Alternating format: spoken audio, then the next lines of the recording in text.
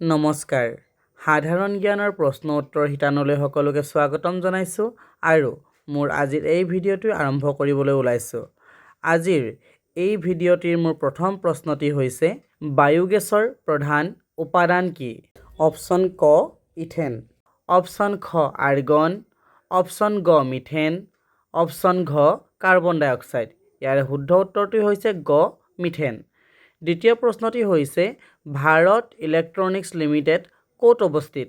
Option ক মহাৰাষ্ট্ৰ, খ উত্তৰ প্ৰদেশ, গ বাংগালোৰ, ঘ পুনে। ইয়াৰ শুদ্ধ উত্তৰটি হৈছে গ বাংগালোৰ। প্ৰাভদা নামৰ বহুল প্ৰচাৰিত বাতৰি কাকতখন ক'ৰ পৰা প্ৰকাশিত হয়? অপশ্যন ক মস্কো, অপশ্যন খ ভোপাল, অপশ্যন গ পঞ্জাৱ, অপশ্যন ঘ জম্মু কাশ্মীৰ। ইয়াৰ শুদ্ধ উত্তৰটি হৈছে অপশ্যন ক মস্কো। চতুৰ্থ প্ৰশ্নটি হৈছে খাজুৰাহো মন্দিৰ কোন প্ৰদেশত অৱস্থিত? অপশ্যন ক উত্তৰ প্ৰদেশ, খ মহাৰাষ্ট্ৰ, গ মধ্যপ্ৰদেশ, ঘ পঞ্জাৱ।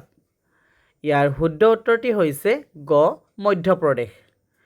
পঞ্চম প্ৰশ্নটি হৈছে ভূদান আন্দোলনৰ গুৰি ধৰোঁতা কোন আছিল? অপশ্যন ক মহাত্মা গান্ধী, খ জৱাহৰলাল নেহেৰু, গ নেতাজী সুভাষ চন্দ্ৰ বসু, ঘ আচাৰ্য বিনোৱা ভাৱে। ইয়াৰ শুদ্ধ উত্তৰটি হৈছে ঘ আচাৰ্য বিনোৱা ভাৱে। আপোনালোকৰ যদি মোৰ এনে প্ৰশ্ন উত্তৰৰ শিতানসমূহ ভাল লাগে সকলোৱে মোক ছাপোৰ্ট কৰিব আৰু মোক আগুৱাই যোৱাত সহায় কৰিব, কিয়নো এনে প্ৰশ্নসমূহ যিকোনো অসম চৰকাৰী বাছনি পৰীক্ষাৰ বাবে অত্যন্ত উপযোগী। সেয়েহে সকলো ছাত্ৰ ছাত্ৰীৰ উপযোগী হোৱাকৈ এই ভিডিঅ'সমূহ প্ৰস্তুত কৰি উলিওৱা হৈছে। গতিকে আপোনালোকৰ সহায় সহযোগিতা একান্তই কামনা কৰিলোঁ। ধন্যবাদ। জয় আই অসম।